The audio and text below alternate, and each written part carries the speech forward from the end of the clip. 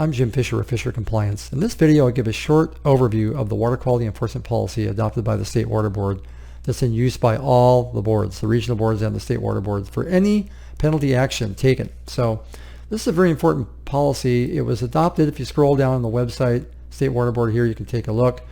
It's adopted originally back in 2009, the original one, if you want to look at that, along with this penalty methodology spreadsheet that's been updated, just so you know, here in 2017.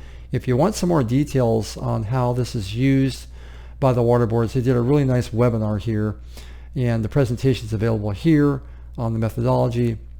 I'll click on that just to show what's in it really quick, but going through the current and the proposed back in 2017, walking through some scenarios, two of them here. One of them is an SSO. So highly recommend looking at this just to kind of get an idea how each one of those steps are taken in the policy. I'm going to walk through those real quickly here.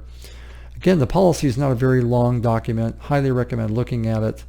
It's broken up into some really nice sections that are easy to read, starting off with kind of the intent and the expectation of this policy and how it's used to try and provide consistency and being fair. And so it's very important to take a look at those components here in the policy. And then also the spreadsheet itself. And this is again used by regional boards, the state water board, for any penalty action, regardless of how much they take, are done here pretty much. And one of the most important things in here is the conduct factors, which are right here. The culpability. Was it your fault for the SSO? How good of a program did you have? Were you implementing your SSMP? I'll show you some examples of that in a minute. Was it cleaned up? Was it just discharged and let go into surface water? Again, these are different scores they can put in here, from a 0.75 factor to 1.5 for these first two. History of violations were the previous SSOs. Again, that could raise or lower the actual penalty at the end of the day. This one can't go below 1.1 if you've had a previous SSOs within 5 years. So again, they're looking at these conduct factors very consistently and in detail. A lot of these other factors, potential for harm, where did the discharge go, what the factors are, these are already in statute. How many days did it occur? Usually it's 1 or 2 days, maybe multiple days. So a lot of these other factors, the ability to pay, probably so. If you're a utility, you're probably able to pay the penalty unless it's some ridiculous number. Other factors that justice may require. The boards can change these factors as needed during hearings, or otherwise consider other factors that aren't in these steps, or maybe they are, to just expand on these. So how much did the water board stand in investigating it and enforcing it? Staff costs. So all these things can be added in here at the end of the day to add what the actual penalty is going to be proposed in an administrative civil liability complaint. And that's the way the water board does this. So I'll close that.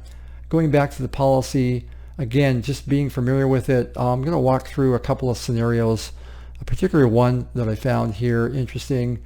In 2017, the San Francisco Water Board issued a penalty action against an enrollee for two things. One, for failing to report SSOs properly and timely, less than 1,000 gallons, and also one major part of this is for discharges during wet weather for about 500,000 gallons. So this resulted in a $200,000 penalty action, and I just want to walk through some of the important components in here.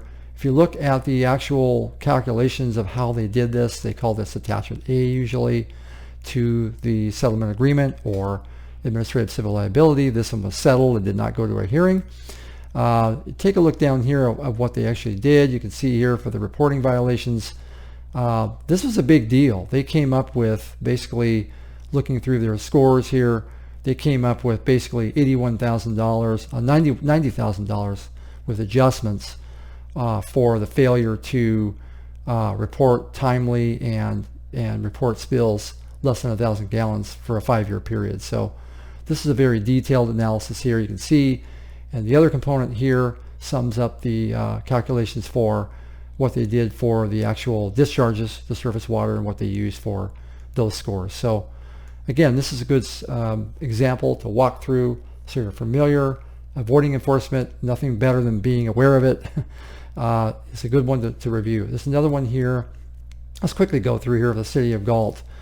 City of Galt, take a quick look at in their analysis of the very detailed analysis, and this is trending, something Water Board has been doing more and more of, to really look at the sewer program and hear how well did the enrollee implement their SSMP. And they think they did a pretty good job here. They only raised it a little bit.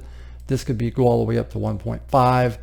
So prior to the incident, they installed a generator. There were things that they did after it. So they looked before and after, what they did to prevent it from occurring. So they had some control measures in here. Very good job by the enrollee. Again, here's all the scores. So you can take a look at these. This is another example. One of the other examples, just to highlight at the end of the video here, is one for what does a penalty action look like with a very detailed technical report by the water boards. And so this was done. The South San Luis Obispo Sanitation District had a 1 million gallon spill back in 2012. This one actually went through a board hearing and was contested by the enrollee.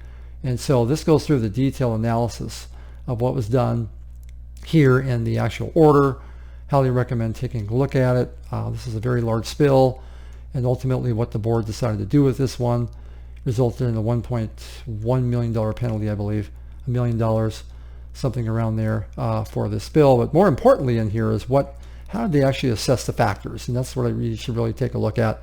Culpability is all the way up at 1.4 for negligent, basically, behavior. So that's another example. Again, highly take a look at the policy, being familiar. So getting familiar with that, kind of knowing how it works, and looking at some examples on the water board's websites. So that wraps it up in this video. Thanks for watching.